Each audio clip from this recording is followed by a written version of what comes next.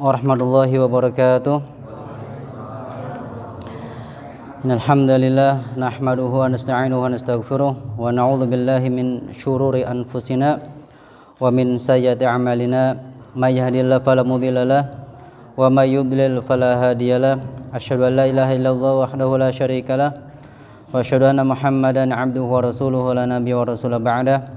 Ya alladzina amanu taqullaha haqqa tuqatih wa la tamutunna illa wa antum muslimun. Ya ayuhan nasu taqu rabbakumul ladzi khalaqakum min nafsin wahidah wa khalaqa minha zawjaha wa batha minhuma rijalan katsiran wa nisaa'a wattaqullaha alladzi tasaaluna bihi wal arham innallaha kana 'alaikum raqiba. Amma ba'du fa inna asdaqal hadithi kitabullah wa khairal hadi hadi Muhammadin sallallahu alaihi wasallam wa syarrul umuri muhdatsatuha fa inna kulla muhdatsatin bid'ah fa inna kulla bid'atin dhalalah wa kulla dhalalatin finnar. Ikhwani wa qad azanallahu wa iyyakum. Insyaallah kita akan melanjutkan kitab Al-Wajiz fi Fiqh Sunnah wal Kitabil Aziz. Alhamdulillahirabbil alamin. Kita sudah membahas kitab ini hampir 3 tahun ya.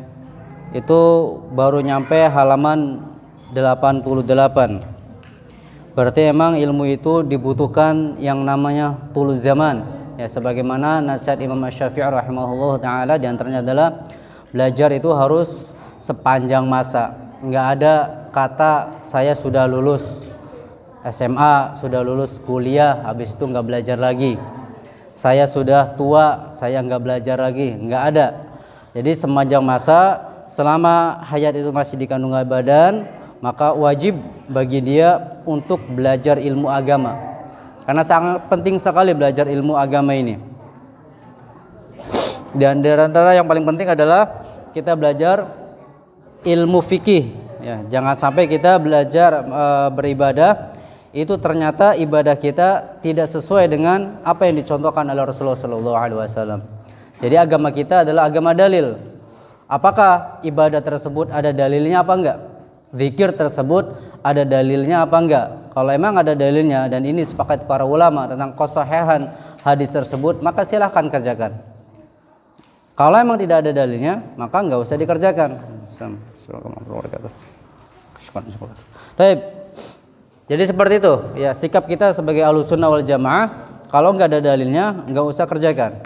Masih mending kita itu sederhana dalam mengerjakan sunnah daripada bersungguh-sungguh dalam mengerjakan sesuatu yang tidak ada contohnya dari Nabi Shallallahu Alaihi Wasallam. Nah, pembahasan kita itu sudah masuk tentang masalah waktu sholat, ya. Dan kita akan membahas insya Allah pada kesempatan hari ini tentang kemarin sampai mana? Waktu yang dilarang ya untuk sholat. Baik, waktu yang dilarang.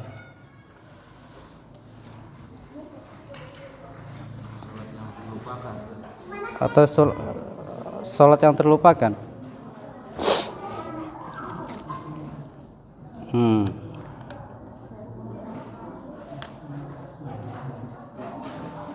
Baik, wa istathna min hadzal nahyi zamanun wa makanun. Demikian pula ini dikecualikan larangan ini dari segi waktu maupun tempat ya. Ada pengecualiannya. Kemarin kita dilarang untuk mengerjakan sholat di beberapa waktu ya. Seperti apa? Seperti dilarang ketika sholat seseorang itu sudah mendapati terbit fajar. Kemudian ketika sudah matahari berada di tengah-tengah, berarti udah puncaknya panas waktu itu. Kemudian yang ketiga ketika mau terbenam matahari, sepenggal matahari, artinya seperti tanduk syaitan, maka ini adalah waktu yang dilarang. Dan diantaranya adalah ketika setelah selesai sholat subuh dan setelah selesai sholat asar. Ini 5 waktu yang terlarang untuk mengerjakan sholat. Tapi di sini nanti ada pengecualiannya, ya. Apa pengecualiannya? Amaz zaman, adapun pengecualian dalam masalah waktu fa'inda al-istiwa'i yaumal jum'ah, yaitu ketika pada hari Jumat. Liqauli sallallahu alaihi wasallam, sebagaimana sabda Rasulullah sallallahu alaihi wasallam, la yaktasilu rajulun yaumal jum'ati fayatatahharu mastata'a min tuhrin. Tidaklah seseorang itu dia mandi untuk melaksanakan sholat Jumat, ya. Kemudian dia bersih-bersih semampu dia kerjakan. Wa yaddahinu min duhnin. Kemudian dia kalau rambut itu memoles, ya, memoles rambutnya. Klimis, ya. Ngelimis rambutnya itu. Ini termasuk sunnahnya, memperindah ketika pada hari Jumat ingin melaksanakan sholat Jumat. Berarti enggak aut-autan ingin melaksanakan sholat Jumat, itu harus bersih, harus bagus, harus indah. Karena kita akan menghadap Allah Subhanahu wa taala. Innallaha jamilun yuhibbul jamal. Sesungguhnya Allah itu indah dan suka dengan keindahan. Nah, di antara keindahan adalah ketika seseorang itu klimis, mandi paling minimal pakai sampo, ya. Kalau punya dikelimisin rambutnya pakai minyak goreng. Aduh, mahal ya minyak goreng. Asal jangan minyak jelantah habis goreng ikan, ya. Au yamasu min tibi baitihi, atau dia itu memakai parfum wangi-wangian dari rumahnya. Nah, ini sunnahnya. Ketika seseorang ingin melaksanakan sholat Jumat, dia mandi semampu dia lakukan. Ya, kalaupun mepet semampu dia lakukan. Kemudian kelimisin rambutnya, ya, menggunakan minyak, ya, minyak rambut. Kemudian yang ketiga memakai wangi-wangian dari rumahnya, ya, nyemprotnya bukan pas di masjid tapi dari rumah, emang dia sudah semprot pakai pengharum, ya, pengharum badan ataupun pengharum pakaian. Tsumma yakhruju fala yufariqu bainatsnaini.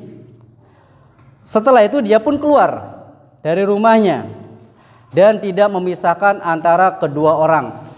Misalkan ada orang yang duduk di depan, jangan melangkahi, ya, kecuali di depannya itu ada yang kosong, barulah dia boleh punten atau permisi. Tapi kalau emang di situ sudah penuh, pengen mepetin, nah ini nggak boleh. Jangan sampai memisahkan antara dua orang yang sudah duduk menunggu sholat ataupun ketika sedang khutbah, ya, imam sedang khutbah, ya. Nah, jangan maksain, ya. Summa yusolli ma kutibalah. Kemudian dia pun sholat semampu dia lakukan. Sholat tahiyatul masjid ataupun sholat mutlak yang lainnya, terserah, sebanyak mungkin yang dia bisa lakukan. Tsumma yunsitu idza takallama al-imamu illa ghufira lahu ma baina wa baina al-jum'ati al-ukhra. Maaf, ada tisu Pak? Enggak. Tisu. Kemudian dia pun diam ketika imam atau khatib itu sedang berkhutbah. Ya, dia diam ketika khatib sedang berkhutbah. Jangan ngobrol, ya, jangan ngobrol ketika imam sedang berkhutbah. Ya, mudah-mudahan di sini nih ada suatu masjid yang masjid tersebut itu tidak menggilir kotak amal ketika berkhutbah.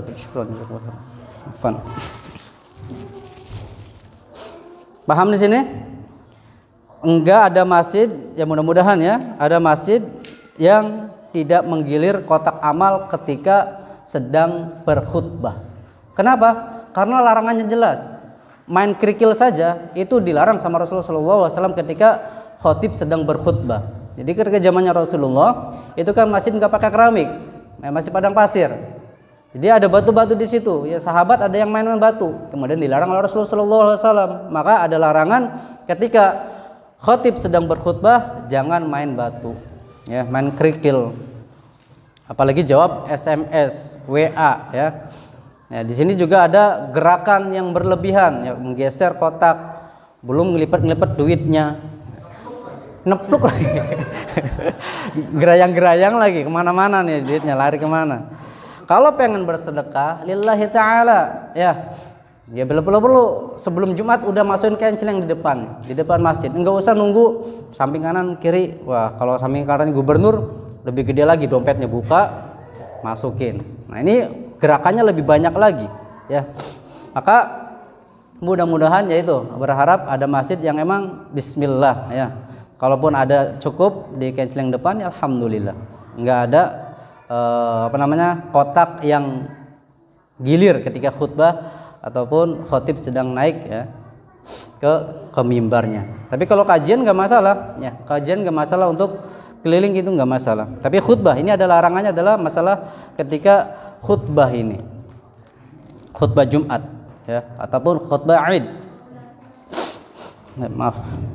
Kemudian di sini pahalanya adalah, atau fadilahnya adalah, illa ghufira lahu ma bainahu wa bainal jum'atil ukhra, maka dia akan mendapatkan ampunan antara Jumat yang ini dengan Jumat yang lainnya, entah sebelumnya ataupun sesudahnya.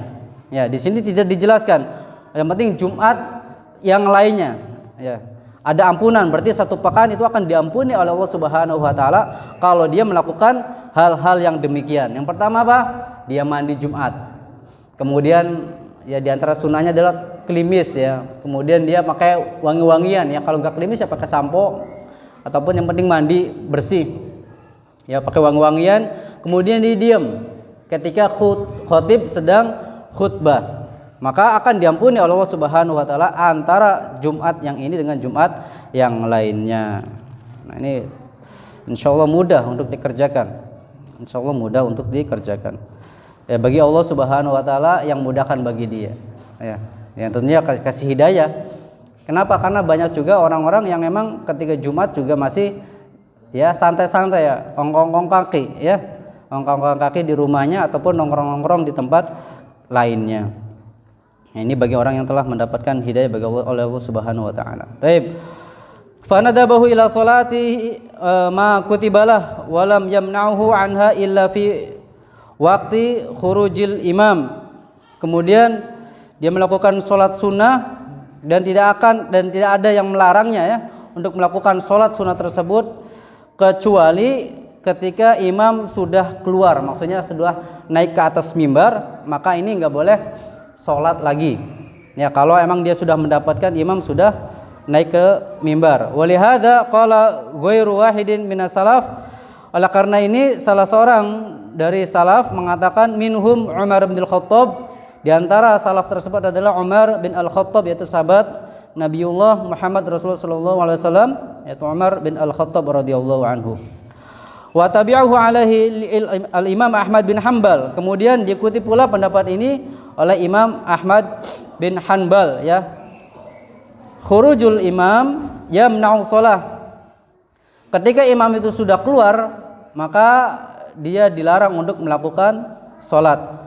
Wa khutbatuhu tamna'ul kalam, dan ketika khutbah imam tersebut itu sudah disampaikan maka dilarang untuk berbicara. Faja'alu, yang dilarang berbicara tentu makmumnya, ya, bukan khotibnya atau imamnya. Faja'alul mani'a minas salati khurujal imam lan tasifa an-nahar. Kemudian mereka menjadikan larangan untuk salat, yaitu dengan keluarnya imam, lan tasifa an-nahar. Tidaklah imam itu keluar melainkan sudah di tengah-tengah mataharinya, ya. Lan tasifa pertengahan siang, agak condong sedikit, ya, sudah keluar imamnya, atau waktu sholat zuhur. Ini diantara ketika seseorang itu dilarang untuk melakukan sholat. Ya, kalau udah imam sudah naik, tadi sholat sunnah, maka dilarang lagi untuk melakukan sholat sunnah. Kecuali kalau ada orang yang memang baru datang. Ya, ada yang mengatakan itu dibolehkan.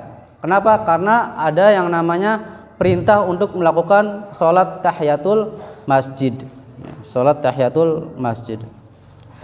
Nah, ini diantara yang dibolehkan untuk melakukan sholat sunnah. Wa amal makan, adapun masalah tempat, famakatu zadahallahu taala tashrifan wa ta'ziman. Tempat yang di situ dibolehkan untuk mengerjakan sholat apapun dan kapanpun waktunya itu adalah kota Mekah, yang mudah-mudahan Allah Subhanahu wa taala itu menambahkan kemuliaan dan juga keagungan kota Mekah. Fala tukrahu salatu fiha fi syai'in min hadhil awqat. Maka tidak ada yang dimakruhkan ataupun tidak ada yang dilarang untuk melakukan salat pada waktu-waktu yang dilarang. Kalau memang sudah berada di kota Mekah, maka dia dibolehkan untuk melakukan salat kapanpun dia mau, ya. Nah, ini di antara kemuliaan seseorang berada di kota Mekah, ya. Kapanpun waktunya silahkan dia melakukan salat. Karena kota Mekah dan kota Madinah itu adalah kota yang dijaga oleh Allah Subhanahu wa taala. Jadi malaikat senantiasa menjaganya. Sehingga Dajjal itu tidak akan masuk di Syarafain ini, ya. Di dua kota mulia ini, kota Madinah dan juga kota Mekah. Akan tetapi kalau Dajjal itu sudah menggoyangkan, ya, dengan izin Allah Subhanahu wa taala dengan hentakannya, maka akan berguncang. Orang-orang munafik akan keluar dari kota Madinah maupun kota Mekah. Sehingga mereka ketika sudah keluar akan memasuki, ya, fitnah Dajjal la'natullahu alaih. Tapi bagi orang-orang yang beriman, mereka akan stay, ya, tinggal berada di kota Madinah maupun kota Mekah. Dan di antara kota Mekah kemuliaannya adalah seseorang boleh kapanpun dia melakukan sholat, ya, baik ketika terbit fajar kemudian tenggelam, baik matahari berada di tengah-tengah ataupun setelah sholat subuh, setelah sholat asar, itu dibolehkan, ya. Ini hanya khusus kota Mekah.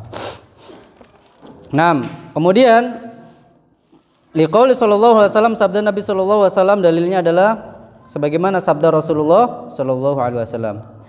Ya abdi Manaf, wahai ya bani abdi Manaf, wahai bani abdi Manaf, la tamna'u ahadan tawafa bihadzal baiti wa shalla ayyata sa'atin min lailin aw naharin.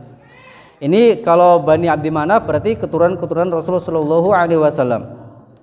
Ya, janganlah kalian itu melarang seorang pun itu untuk tawaf di Baitullah, yaitu Ka'bah, ya, bihadzal bait, yaitu Ka'bah. Wa shalla ayyata sa'atin min lailin aw naharin, dan jangan kalian itu melarang salat apapun baik di siangnya maupun di malam harinya. Nah, jadi ini ada larangan dari Rasulullah sallallahu alaihi wasallam kepada siapapun, baik itu, ya, penguasa di situ ataupun polisi di situ, itu enggak boleh melarang seseorang melakukan sholat ketika berada di kota Mekah, ya. Untuk tawafnya, demikian pula sholat-sholat lainnya. Ini khusus kota apa? Kota Mekah, ya. Sedangkan kota Hargelis ini enggak termasuk, maka ada larangannya kota Hargelis ini. Waktu-waktu yang sudah telah kita sebutkan, waktu-waktu yang dilarang untuk sholat. Maaf. Wa sholatu al-manhiyu anha fi hadhihi al-awqat hiya sholatu tatawwu' al-mutlaq, ya. Salat yang dilarang darinya di waktu-waktu yang telah kita sebutkan tadi ialah salat tatawwu', salat sunnah mutlak, alladzi la sababalahu, yang tidak ada sebab sama sekali. Ya, kalau misalkan seseorang ingin salat wudu, ya, sunnah wudu di waktu yang terlarang ini, itu dibolehkan. Kenapa? Karena ada sebabnya. Setelah dia berwudu ingin melakukan sholat 2 rakaat ketika terbit fajar, itu dibolehkan. Kenapa? Sebabnya karena dia ingin melakukan sholat sunnah wudu, ya. Ataupun dia ingin masuk ke masjid waktu terlarang setelah selesai sholat subuh misalkan, atau setelah selesai sholat asar, maka ini dibolehkan. Kenapa? Karena ada sebabnya, yaitu ingin melaksanakan sholat tahiyatul masjid. Nah, kalau nggak ada sebab sama sekali, maka ini nggak boleh. Fayajuzu fi hadhil awqat, maka bolehlah, ya, dia melakukan sholat sunnah tersebut. Qadha'ul fawaid, demikian pula dia boleh melakukan waktu-waktu yang sudah, ya, sholat yang sudah tertinggal olehnya, ya. Seperti misalkan sholat asar sudah tenggelam waktunya, ini larangan waktu untuk melaksanakan sholat asar, cuman dia lupa atau dia pun tertidur, maka dia boleh untuk melakukan sholat di waktu yang terlarang tersebut, yaitu ketika tenggelamnya matahari. Ataupun sholat subuh dia tertidur, ya, Ya, dia tertidur, kemudian dia pun terbangun ketika sudah terbit matahari, maka dia boleh untuk melakukan sholat yang terlarang di waktu yang terlarang tersebut. Melakukan qadha ya. Fardhatan kanat au nafilah, baik itu sholat sunnah maupun sholat wajib. Liqauli sallallahu alaihi wasallam, dalilnya adalah sabda Rasulullah sallallahu alaihi wasallam ya, yang hadisnya muttafaqun alaih, man nasiya sholatan falyusolli idza dzakaraha. Barang siapa dia lupa untuk melakukan sholat, kemudian setelah dia ingat, maka hendaklah dia sholat. Ya, misalkan banyak tugas nih, banyak gawean, sampai dia sholat duhurnya lalai. Ketika matahari sudah jaraknya sama ya, tingginya sama dengan bayangan tersebut, maka ini dilarang untuk melakukan sholat duhur. Cuman karena dia lupa. Nah, kalau dia lupa, maka dia boleh mengerjakan di waktu terlarang tersebut. Ya, tadi misalnya sholat duhur, ya waktunya adalah ketika bayangannya sama dengan bendanya, maka dia boleh melakukan sholat tersebut. Karena dia tadi lupa, ya, bahwasanya dia belum sholat zuhur. La kafarata laha illa dzalika. Ya, tidak ada kafarah orang yang lupa tersebut. Orang yang lupa tersebut, kecuali orang yang emang sengaja untuk melalaikan sholat. Kama tajuzu as-sholatu aqiba al-wudu'i fi ayyi waqtin kana. Ya, sebagaimana bolehnya seseorang itu melakukan sholat sunnah wudu di waktu kapanpun. Jadi kalau kita tadi disebutkan di contoh yang sebelum kita baca ini, boleh ketika setelah wudu kemudian dia melakukan sholat dua rakaat, walaupun dia sholatnya di waktu-waktu yang terlarang. Nah, 5 waktu yang terlarang. Ya. Li hadits Abi Hurairah, sebagaimana hadisnya Abu Hurairah. Anna Nabi sallallahu alaihi wasallam, bahwasanya Nabi sallallahu alaihi wasallam mengqala li Bilal, berkata kepada Bilal, inda sholati subah, pada waktu sholat subuh. Ya, setelah sholat subuh Rasulullah sallallahu alaihi wasallam itu berkata kepada Bilal, ya Bilal, akhbirni bi arja amalin amiltahu fil Islam. Wahai Bilal, kabarkan kepadaku sebuah amalan yang saya berharap dengan amalan tersebut ya, itu bisa masukkan saya ke dalam surga. Ya, bahwasanya saya mendengar suara trompahmu itu di surga. Ya, suara trompahnya Bilal radhiyallahu anhu itu sudah nyampe duluan di mana? Di surga. Ini ajib nih, masya Allah ya. Bilal itu sholat trompahnya aja sudah masuk ke dalam surga. Nah, ternyata apa yang dilakukan oleh Bilal, qala ma amiltu amalan arja indi anni lam atatohar tuhuron fi sa'atin min lailin aw naharin illa shallaitu bidzalika tuhur. Ya, setelah saya mengerjakan suatu amalan, ya, saya berharap dengan amalan tersebut, kemudian dia melakukan wudu, setelah wudu dia melakukan sholat yang semampu saya lakukan. Ini yang dilakukan oleh Bilal radhiyallahu anhu, melanggengkan setelah dia berwudu itu melakukan sholat sunnah wudu. Ini kebiasaan Bilal, melanggengkan, mengistiqomahkan, ya, menspesialisasikan sholat sunnah wudu. Maka kita sebagai seorang muslim ada amalan spesial yang mudah-mudahan dengan amalan tersebut itu bisa memasukkan kita ke dalam surganya. Bolehlah sunnah-sunnah kita tidak dikerjakan semuanya, karena sunnah-sunnah itu banyak sekali dan bisa memberatkan, bisa jadi bisa memberatkan. Ya, sunnahnya Rasulullah itu sampai bengkak-bengkak kakinya. Apakah kita mampu untuk melakukan sholat tersebut? Gak mampu, ya, sampai bengkak-bengkak. Udah 1 jam aja udah banyak kesot-kesot ya, udah panas itu kakinya itu. Apalagi sampai berjam-jam Rasulullah melakukan sholat qiyamul lailnya. Bahkan Al-Baqarah dilibas, ya. Itu habis 3 juz itu selesai semuanya oleh Rasulullah Shallallahu Alaihi Wasallam. Intinya ada amalan spesial yang kelak nanti bisa memasukkan kita ke dalam surga. Bagi orang yang dimudahkan baginya harta, ya udah bersedekah dengan hartanya tanpa harus dilihat oleh orang lain, dia ikhlas karena Allah Subhanahu Wa Taala. baik di kala dia sembunyi sendirian maupun dalam keadaan ramai. Yang paling bagus adalah dalam keadaan sendirian. Boleh dalam keadaan ramai, tujuannya agar orang lain itu mencontoh, agar orang lain itu mencontoh dia. Ataupun amalan spesial saya itu melakukan puasa Senin saja, atau Senin Kamis, atau puasa Dawudnya, atau puasa-puasa yang lainnya, puasa sunnah yang lainnya. Intinya ada amalan spesial atau zikirnya, ya subhanallah bihamdihi subhanallahil azim. Dia langgengkan seperti itu sampai hari dia dicabut nyawanya oleh Allah Subhanahu wa taala. Tapi itu amalan Bilal ya. Jadi Bilal ini bukan melakukan amalan bid'ah. Ini sebagaimana syubhat-syubhat para ustadz-ustadz yang lainnya. Boleh melakukan perbuatan bid'ah yang tidak ada contohnya. Contohnya apa? Hadisnya adalah ini, Bilal melakukan sholat 2 rakaat. Padahal kalau kita runtut yang telah kita sebutkan hadis-hadis sebelumnya ketika masalah wudhu, Rasulullah itu menganjurkan bahwasanya setelah wudhu melakukan sholat sunnah 2 rakaat. Nah ini ada dalilnya berarti ya, bukan hanya perbuatan Bilal saja. Dan ini juga tidak termasuk perbuatan bid'ah. Kenapa? Karena ini namanya takrir. Ya, ketetapan Nabi Shallallahu Alaihi Wasallam. Nabi itu tidak melarang perbuatan Bilal, dan Nabi pun tidak mengatakan ini bagus, ini boleh, tetapi mendiamkan, ya mendiamkan. Berarti ketika Rasulullah Shallallahu Alaihi Wasallam mendiamkan, maka ini dibolehkan, walaupun secara mulut, secara lisan itu tidak mengucapkan, Sebagaimana amalan apa yang dilakukan oleh Khalid bin Walid. Khalid bin Walid itu makan hewan dob.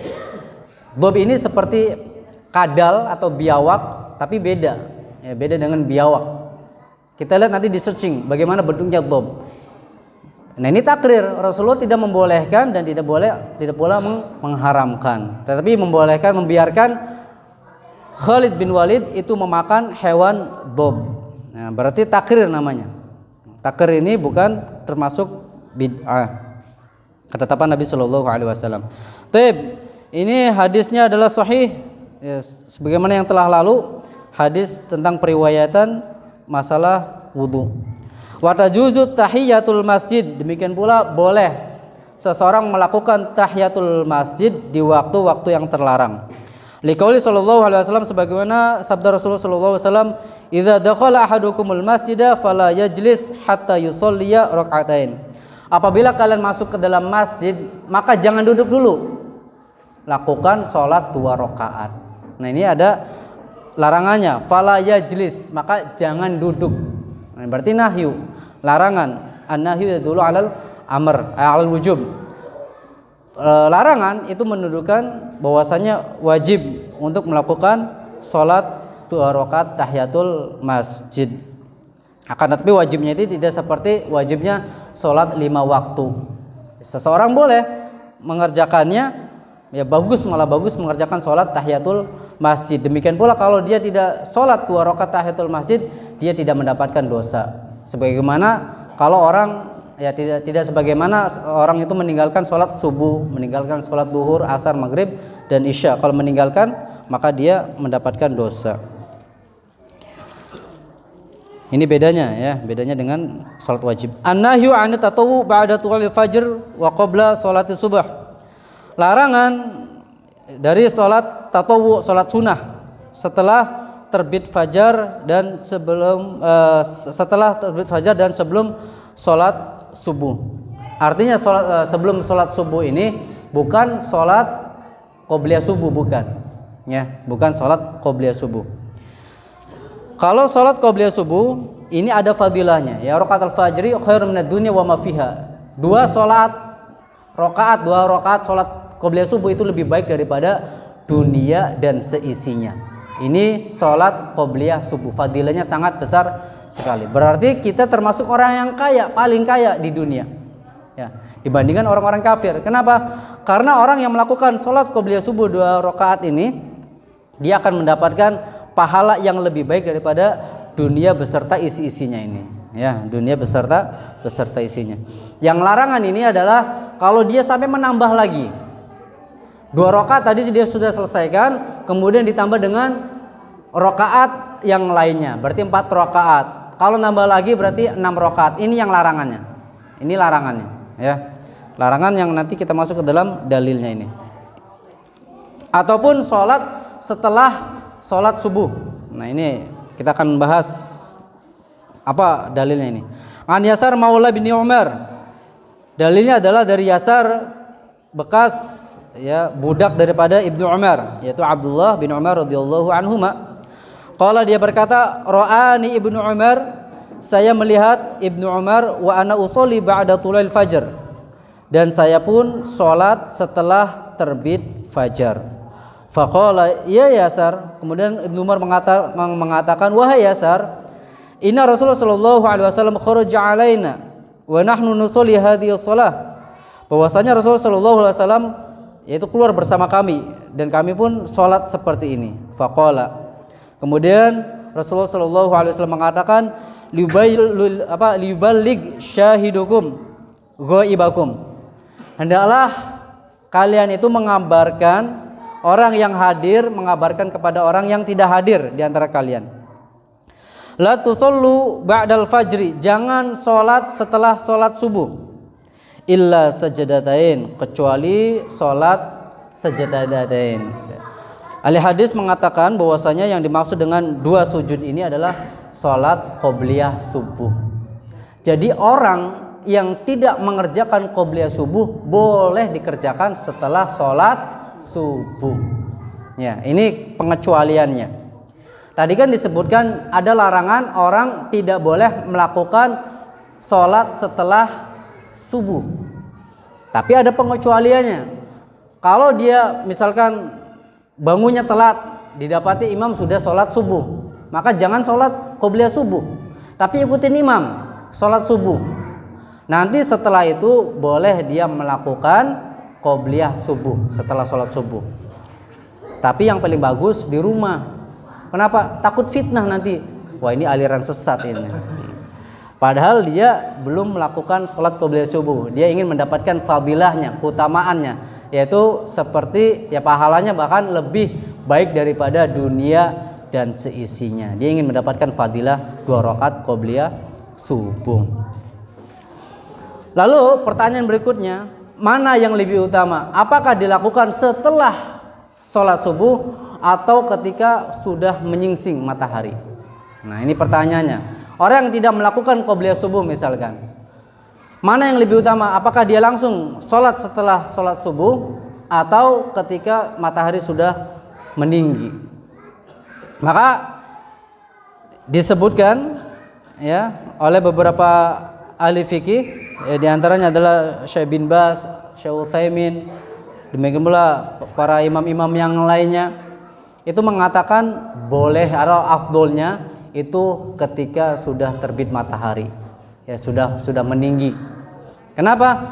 Karena mereka mengambil dalil ketika Rasulullah SAW dan para sahabatnya itu tertidur ketika dalam safar, ya tertidur, mereka tidak bangun melainkan karena kepanasan. Nah, karena sudah terik matahari yang sangat panas, akhirnya mereka terbangun. Jadi saking lelapnya ya Rasulullah SAW bersama para sahabat radhiyallahu anhum ajma'in. Mereka terbangun kemudian melakukan qobliyah subuh. Setelah itu baru melakukan sholat fajar, ya sholat subuhnya. Ini sebabnya karena apa? Karena ketiduran, ya karena kebablasan, ketiduran. Nah, ini boleh. Ya, seseorang itu ketika sudah tertidur kemudian terbangun, ini sudah jam 8 sholat subuh, jangan ditinggalkan sholat subuhnya, ya. Tadi alasannya kenapa? Karena ketiduran, ya, atau karena dia lupa. Taib. Itu diantara waktu-waktu yang dibolehkan untuk sholat yang dibolehkan ketika tadi wudu, setelah wudu kemudian tahiyatul masjid, atau dia luput daripada qobliyah subuhnya. Luput daripada qobliyah subuhnya. Tadi kita sudah disebutkan bahwasanya qobliyah subuh cukup berapa? 2 rakaat saja, ya, enggak ada lebihnya, enggak ada tambahannya. Kita masuk ke pembahasan berikutnya, an-nahyu 'anit tatawwu' idza uqimatis shalah. Larangan melakukan sholat sunnah kalau sudah dikumandangkan qomat, kalau sudah ditegakkan qomat, maka nggak boleh melakukan sholat sunnah. Dalilnya apa? An Abi Hurairah anna Nabi sallallahu alaihi wasallam qol, dari Abu Hurairah bahwasanya Nabi sallallahu alaihi wasallam bersabda, "Idza uqimatis shalah fala sholata illal maktubah." Apabila sholat itu sudah ditegakkan, qomat itu sudah ditegakkan, maka enggak ada sholat lain kecuali sholat wajib. Nah ini enggak boleh ada sholat sunnah. Misalkan tadi Allahu Akbar, udah qomat, dia boleh sholat qobliyah subuh, dia buru-buru ke sholat qobliyah subuhnya. Nah, ini enggak boleh. Kenapa? Karena qomat sudah dikumandangkan. Tapi misalkan dia sudah melakukan 1 rakaat nih, ya, di rakaat kedua dia sudah ruku. Kalau memungkinkan selesaikan sampai dia salam. Yang penting dia sudah menyelesaikan 1 rakaat, kemudian dia sampai ruku, baru ditegakkan qomat. Nah kalau dia memungkinkan, boleh dia selesaikan dulu sampai salam. Paham ya? Ya. Apalagi kalau sudah tahiyatul akhir, ya, tegakkan qomat, selesaikan. Tapi kalau misalkan baru takbiratul ihram, Allahu Akbar, Al-Fatihah, dikumandangkan qomat, udah, jangan sholat sunnah, langsung masuk ke shaf untuk mengikuti sholat wajib bersama imam. Jangan dilanjutkan sholat sunnahnya kalau dia baru mau rakaat pertama ini, karena untuk melanjutkan rakaat kedua ini tidak memungkinkan karena qomat itu jaraknya sangat cepat, ya. Kalau hanya tahiyatul akhir insya Allah masih bisa untuk memungkinkan, atau masih sujud itu insya Allah masih bisa memungkinkan, ya, masih bisa memungkinkan. Yang penting jangan dilama-lamain, ya. Subhanallah, subhana rabbil a'la, subhana rabbil a'la. Kalau memang sudah qomat, ya udah subhana rabbil a'la, subhana rabbil a'la, subhana rabbil a'la. Biasanya doa langsung duduk dan rukuk sujud, kemudian sujud lagi, kemudian dari akhir sampai sholawat udah salam, ya, sudah salam, nggak disambung dengan doanya karena qomat sudah dikumandangkan. Nah ini harus diulang lagi biar nggak salah paham ini. Yang dilarang itu ketika kumandang qomat baru 1 rakaat, maka Allahu Akbar, asyhadu an la ilaha illallah, Rasulullah, udah selesaikan. Maksudnya bukan selesaikan, udah dibubarkan, nggak dilanjutkan sholat sunnahnya, langsung masuk ke shaf ngikutin imam, ya, paham ya? Tapi kalau di tahiyat akhir, misalkan ketika ruku, ya, kalau emang itu memungkinkan, lanjutkan sampai salam, ya, di akhir sampai di rakaat kedua, ruku yang kedua, ya, kemudian ngikutin imam, ya, salam ngikutin imam, baru ngikutin imam. Baik. Kita masuk ke pembahasan berikutnya, insyaallah masih ada waktu. Al-mawadhi'ul lati naha 'anis shalah fiha. Nah, ini percepat aja nanti karena dalil-dalilnya akan nyambung sampai akhir pembahasan bab ini. Tempat-tempat yang dilarang untuk sholat, ya. An Abi Hurairah anna Rasulullah sallallahu alaihi wasallam qol, dalilnya adalah dari Abu Hurairah radhiyallahu anhu bahwasanya Rasulullah sallallahu alaihi wasallam bersabda, "Fuddiltu 'alal anbiya'i bisit." Saya diberikan karunia, ya, daripada nabi-nabi yang lainnya, yaitu 6 karunia, ya. 6 keutamaan yang diberikan oleh Allah Subhanahu wa taala kepada Rasulullah sallallahu alaihi wasallam dibandingkan nabi-nabi yang lainnya. U'titu jawami'al kalim. Saya diberikan itu ucapan yang sedikit akan tetapi penuh dengan makna. Jadi padat. Ucapannya sedikit tapi padat. Ya, bukan orang-orang yang sekarang ngomongnya ember tapi muter-muter. Maknanya cuma secuil, ya. Tapi Rasulullah, ya, ngomongnya sedikit, ucapannya sedikit tetapi mencakup banyak sekali makna. Bahkan Imam Asy-Syafi'i rahimahullahu taala itu tidak melakukan qiyamul lail disebabkan karena apa? Ingin mengambil istinbat daripada dalil-dalil tersebut.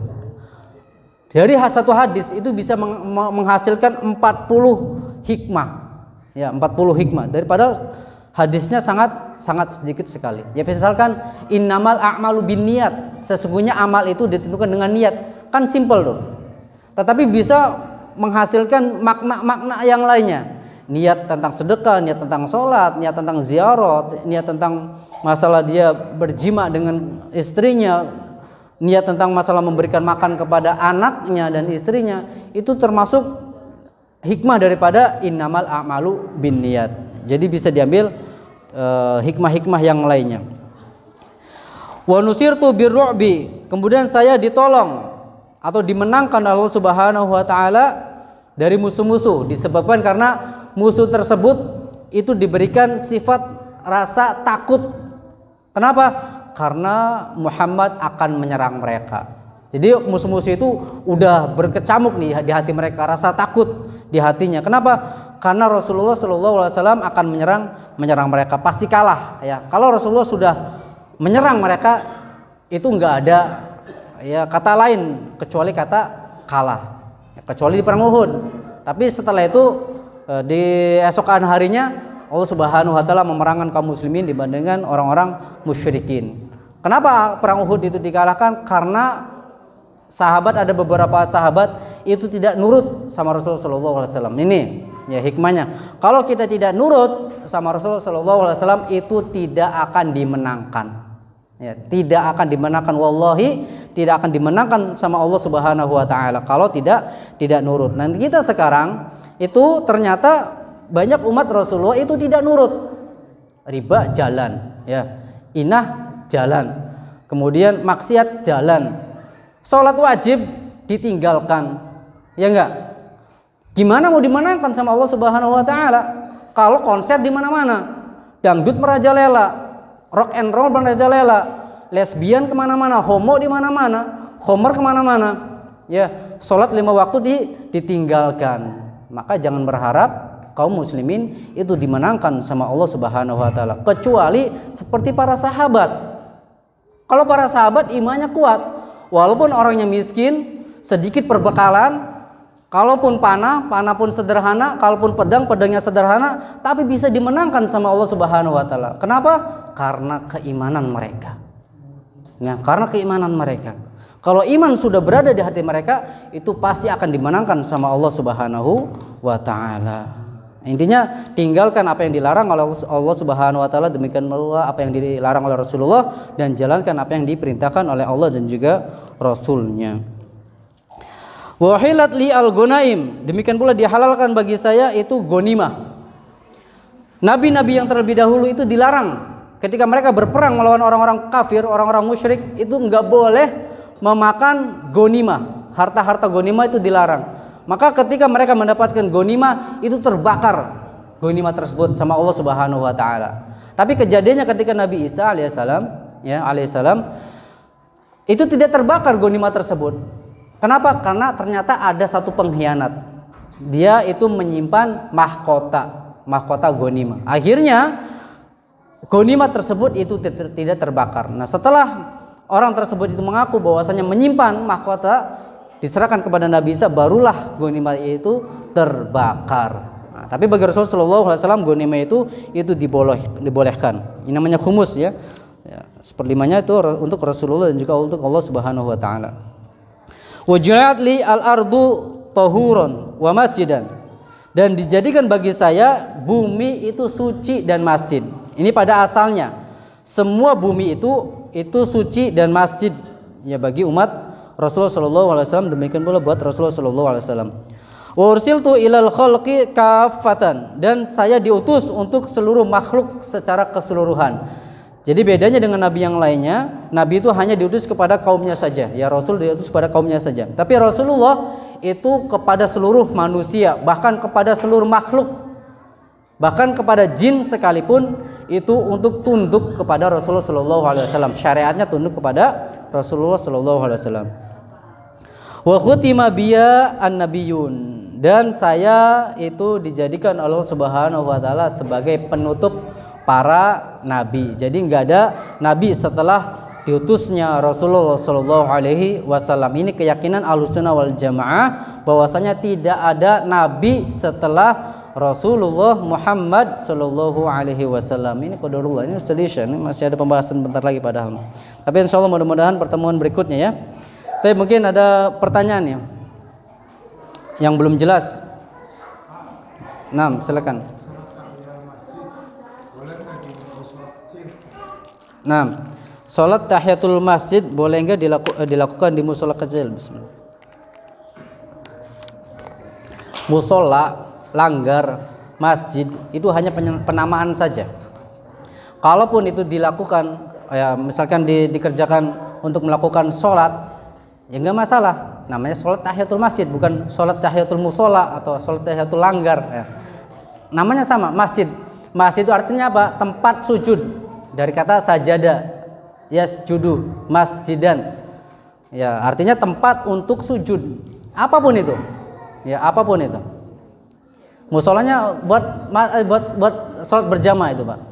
Nah, boleh untuk melakukan sholat tahiyatul masjid. Nah, biasanya musola itu, ya kalau di sini ya, itu tidak untuk sholat Jumat. Ya, tidak untuk sholat Jumat, namanya musola ya, ataupun langgar. Tapi sejatinya itu semuanya masjid. Makanya di sini Masjid Baitul Hasanah. Ya, walaupun ini tidak ditegakkan sholat Jumat, karena namanya masjid adalah tempat untuk sujud. Ya, walaupun tidak dilakukan sholat Jumat. Jadi boleh untuk melakukan sholat tahiyatul masjid. Mungkin yang lainnya? Betul, Pak.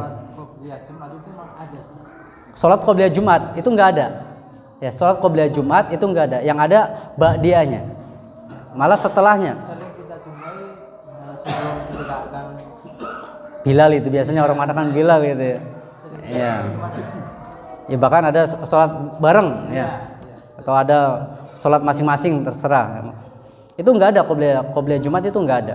Jadi ketika mereka masuk ya udah tahiyatul masjid. Lalu bagaimana kalau di situ masyarakatnya itu melakukan qobliyah Jumat, yaitu bainahum bainallah, ya antara Allah Subhanahu wa taala. Kita boleh enggak melakukan sholat? Boleh, sholat mutlak namanya. Ya, untuk menghargai, misalkan dibandingkan ada nanti nambah ekstrim lagi nih, udah jenggotan, udah cingkrangan katanya tuh, nambah ekstrim lagi. Boleh, niatkan sholat mutlak. Ya, niatkan sholat mutlak. Atau ingin menambah sholat sunnah yang lainnya, itu boleh, nggak masalah. Tapi tidak diniatkan sholat qobliyah. Yang ada itu adalah sholat ba'diyah, ya ba'diyah Jumat. Nah, ini yang di masyarakat itu malah kebanyakan qobliyah Jumat itu diadakan, niatnya qobliyah Jumat. Padahal nggak ada dalil seperti itu. Silakan terakhir, Pak Ang.